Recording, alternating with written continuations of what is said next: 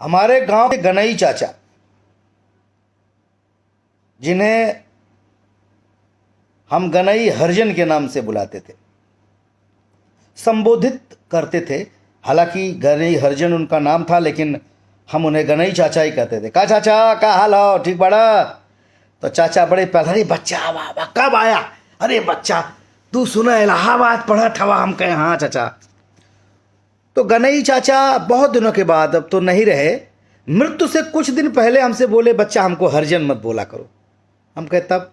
मतलब संबोधन, हम तो उनको हरिजन भी कभी नहीं बोले, हम गनई चाचा ही बोलते थे। लेकिन बात जब उठी तो उन्होंने कहा, बच्चा हमका चमार बोला चली, लेकिन हमके हरिजन मत बोला। हम हालांकि वो बात के समझ ना पड़ी, लेकिन बचपन से लेके हमारे दादाजी और गनई चाचा हमारे ट्यूबवेल पर अक्सर मिलते थे। हमारे एक ट्यूबवेल गनई चाचा के दरवाजे पर है। गनई चाचा को उनकी बस्ती के लोग साहब कहते थे। थोड़ी जानकारी या पढ़े लिखे कम थे, लेकिन थोड़े ज़्यादा अकल थी उनमें। एक दिन हम गनई चाचा के घर पे बैठे थे और ट्यूबवेल हमारा चल रहा था। हमको प्यास लगी तो उनकी औरत, यानी कि जो गनई चाचा की वाइफ है, जिनको हम चाची कहते थे, तो बर्तन धुल कर पानी से अपने गिलास, कटोरी, चम्मच वहीं रख दिए। अपना सूख रहा था। हमको प्यास लगा, हम गनई चाचा गिलास लिए और हैंड जो चल रहा था ट्यूबवेल, उसमें से गिलास में पानी भर के पीने लगे। और चाचा दौड़ते हुए, अरे बच्चा रुक जा रुक जा रुक जा, ये क्या करता हुआ? हम तब तक पानी पी लिए। कहा भाई चाचा? अरे बेटा, तू ही गिलास में पानी पिया था। हम कहे क्या भाई? अरे अब हमारे बर्तन में तुम पानी पियोगे बेटा? बड़ा तकलीफ हुआ उस दिन हमको। हम कहे काहे चाचा? ना बाबू, कुछ भी हो, तू ठाकुर हवा, हम लोगों से बड़ा हुआ। हम उस दिन बहुत समझाए चाचा को, ना चाचा, हम तो तुम्हारे थाली में खानो खा। बड़ी कोशिश किए, लेकिन वो उनकी आंख में आंसू आ गया। ना बेटा, अरे बच्चा, ना ना ना बाबू, तू बड़ा हुआ बाबू। वो बड़ा बड़ा कह रहे थे, और वो बड़ा बड़ा वाली बात आज तक मेरे दिमाग से नहीं निकलती। किस बात का बड़ा? हम किस बात के बड़े हो गए भाई? मैं ठाकुर, ब्राह्मण, शूद्र, वैश्य के इस जो तथा कथित वर्ण बनाया गया, इसका घोर विरोध करता हूं। मैं सीधे जानता हूं, जिसके कर्म अच्छे हों वही ब्राह्मण है, वही क्षत्रिय है। शूद्र का मतलब क्या हुआ है? जिसके बुरे कर्म हो। मतलब चमार के घर में जो पैदा हुआ वो चमार ही रहेगा जीवन भर।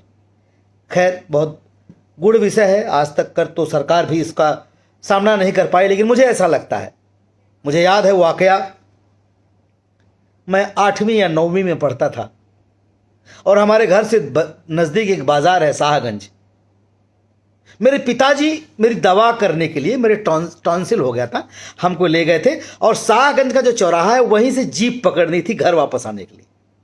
पिताजी एक चाय की दुकान पर हमको बिठाकर और चले गए। बोले हम आ रहे हैं बेटा कुछ सामान वामान लेने, और उनको आने में आधा घंटा लग गया।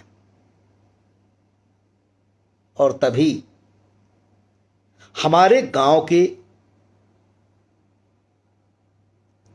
वही हमारे गनई चाचा बाजार गए थे शाहगंज। वो आए, वो भी जीप पकड़ने आए। बोले अरे बचवा, तू यहां कैसे? हम कहे चाचा, टांसिल भरा ना, तो बाबू ले आए बाटन, गहन को दवाई लावे।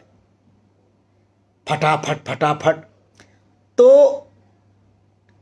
छोला और समोसा मिक्स करके गर्मा गर्म बन रहा था, और ले आए। ले बचवा, खाओ खाओ खाओ खाओ खाओ। मेरे आंखों में आंसू आ जा रहे हैं भाई साहब।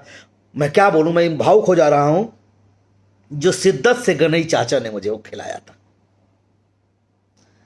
आज भी जब मैं अपने गांव जाता हूं, दलित बस्ती में जाता हूं, तो मैं सबके घर बैठता हूं और डंके की चोप से सबके बर्तन में भी खाना भी खा लेता हूं, पानी भी पी लेता हूं, जिसको मुझे जो कहना हो वो कहे। लेकिन मुझे आज तक ये बात समझ में नहीं आई कि इस व्यवस्था से कब समाज बाहर निकलेगा। चांद तक पहुंच गए हम, बड़ी बड़ी बातें करते हैं। इस गंदी कुरीतियों को दूर करिए। कोई ठाकुर नहीं, कोई ब्राह्मण नहीं, कोई शूद्र नहीं, कोई वैश्य नहीं। इंसान है, इंसान है।